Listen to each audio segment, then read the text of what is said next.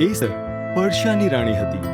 તેનો પતિ આહાશ્વેરોશ રાજા પણ તેનું રહસ્ય જાણતો ન હતો. એસ્તર યહૂદી હતી.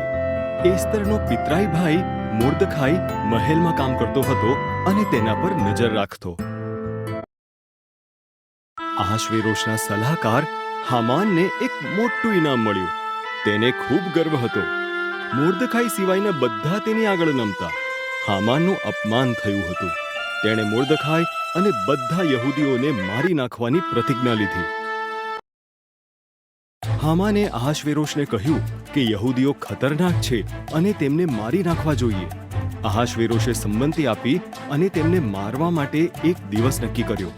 મોર્દખાઈ ગભરાઈ ગયો હતો અને તેણે રાણી એસ્તરને સંદેશ આપ્યો.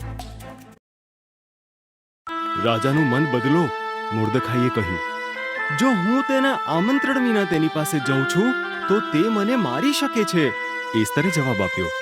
કદાચ આ ક્ષણ માટે જ તને રાણી બનાવવામાં આવી હોય, મોર્દખાઈએ કહ્યું.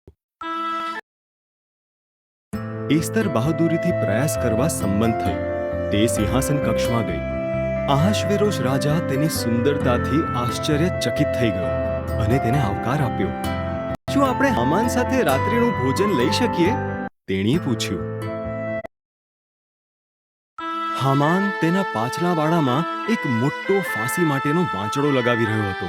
તેણે તેના પર મોર્દખાઈને લટકાવવાની યોજના બનાવી. પછી રાજાનું આમંત્રણ આવ્યું. તેથી હામાન રાત્રિ ભોજન માટે મહેલમાં ગયો. એક માણસ મને અને મારા લોકોને, યહૂદીઓને મારી નાખવા માંગે છે. એસ્તરે આહાશ્વેરોશને કહ્યું. આવું કામ કોણ કરે? તેણે પૂછ્યું. દુષ્ટ હામાન! એસ્તર રડી પડી. હામાન, રક્ષકો, તેને મોતની સજા આપો.